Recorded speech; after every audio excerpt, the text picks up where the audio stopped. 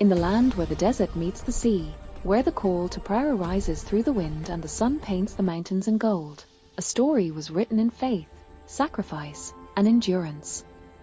It is the story of a man whose courage transcended war, whose wisdom softened the hearts of enemies, and whose name became the voice of a nation yet unborn.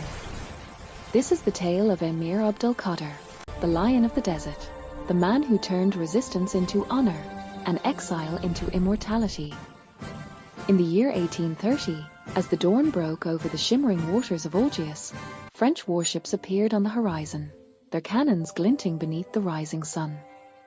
The calm sea trembled under the weight of destiny.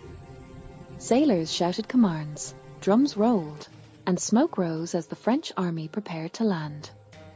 The air was thick with the scent of salt, gunpowder, and fear. The city of Algiers, proud and ancient, stood before them like a jewel of the Maghreb, unaware that its fate was about to change forever. The first cannon fire shattered the morning silence. The thunder of bombardment echoed across the bay, shaking the minarets and breaking centuries of sovereignty. The Ottoman Day of Algiers, weakened by corruption and betrayal, stood powerless before the might of Europe's modern empire. After days of resistance, surrounded and hopeless, he surrendered. Thus began one of the longest and most painful occupations in modern history, the colonization of Algeria. From the ruins of a fallen rule, chaos spread like wildfire. Villages burned, tribes scattered, and confusion reigned. Families fled into the mountains, mosques fell silent under the shadow of occupation. Yet in the midst of despair, a spark of faith and defiance was kindled. The rise of a young man named Abdelkader ibn Muhyiddin, the son of a respected scholar from the region of Mascara. Known for his piety, intelligence, and deep sense of justice, he was admired by scholars and loved by the people. When the elders of the tribes gathered to choose a leader against the foreign invaders, their eyes turned to him. He hesitated at first, aware of the burden of war, but his conscience left him no choice. He accepted, not for glory or power, but for duty, to defend his faith, his people, and the dignity of his homeland. Under his leadership, the fragmented tribes of Western Algeria began to unite.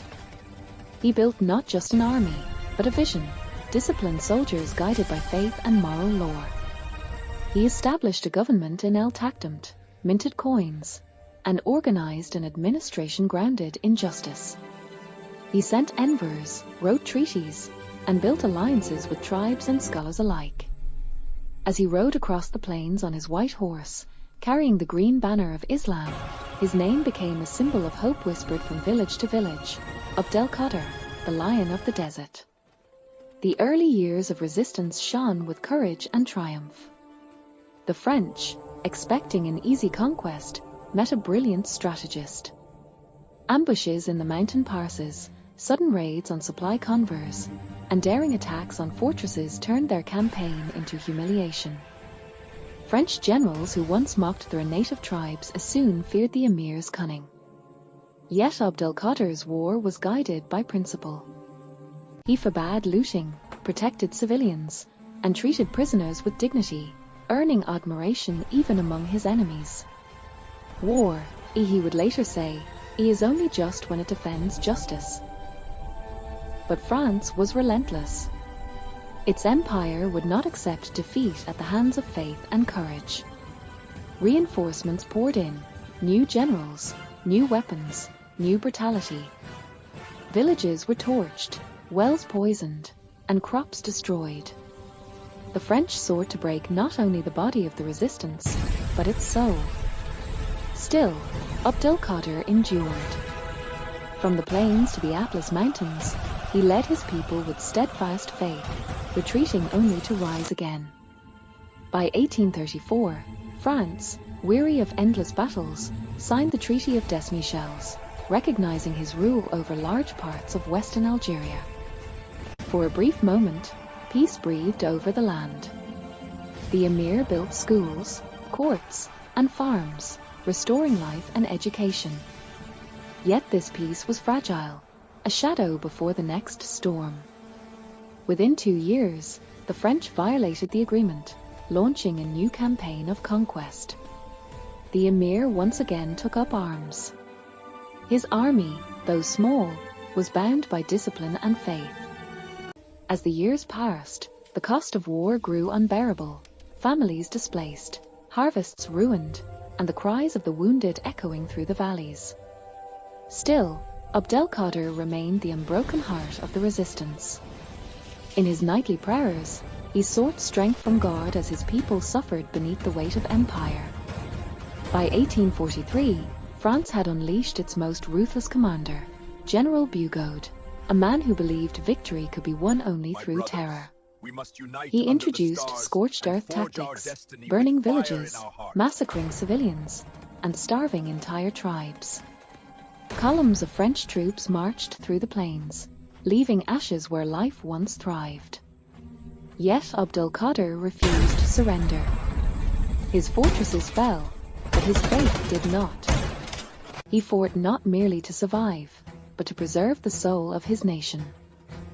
The battles became legends, dust storms of cavalry, thunder of muskets, cries of the wounded mingling with the roar of the wind. At times the emir's white horse could be seen amid the smoke, his green banner gleaming like a beacon of defiance. Even as defeat loomed, he preserved his humanity. French officers captured by his men were treated as guests. War, he told them, has rules, even in times of rage. But the tide of empire was unstoppable.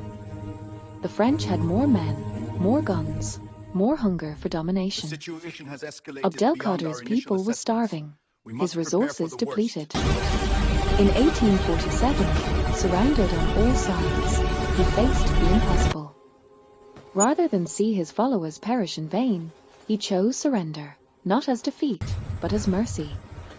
He agreed to lay down his arms in exchange for safety and honorable exile in the East. France accepted his terms, then betrayed them. Instead of freedom, Abdelkader was taken prisoner. His family and followers shared his fate. They were sent across the Mediterranean, first to Toulon, then to the fortress of Amboise in France. There, behind cold stone walls, the emir spent years in captivity. Yet even in prison, his soul remained free. He wrote letters and meditations, taught the Quran, and impressed his guards with wisdom and patience. His dignity disarmed even his captors.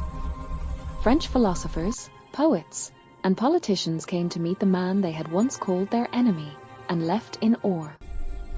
In 1852, when Napoleon III rose to power, he ordered Abdelkader's release, honoring the promise that others had broken.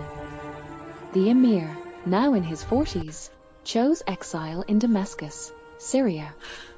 Far from his homeland, he devoted his remaining years to scholarship, faith, and the pursuit of peace. He studied, taught, and welcomed travelers from across the world. Even in exile, his greatness did not fade. When sectarian violence broke out in Damascus in 1860, Abdelkader risked his life to protect thousands of Christian civilians, sheltering them in his home and mosque. The world took notice. From Istanbul to Paris, from Cairo to Rome, his name became a symbol of moral courage. Leaders and writers compared him to Saladin, a warrior of faith turned ambassador of peace. He never returned to Algeria, yet his spirit never left it. In the songs of shepherds and the prayers of the oppressed, his name endured. The children of the land he once defended grew up hearing of the emir who fought for justice and forgave in victory. When he passed away in 1883, the desert wind carried his legacy back to the mountains of Mascara, to the valleys that once echoed with his call to prayer. He was gone, but not forgotten. His struggle became the seed of a nation's awakening, a reminder that dignity, once defended, can never be conquered. From the ashes of exile, the spirit of a nation continued to rise, carried by the wind, whispered through generations, until freedom returned to the land he so dearly loved. Today, Emir Abdelkader is remembered not only as a warrior, but as a philosopher, a poet, and a man of unyielding faith. His story stands as a mirror to all who fight oppression, proof that even in defeat, honor can triumph, and that true strength lies not in conquest, but in compassion. His sword defended the nation. His heart enlightened the world.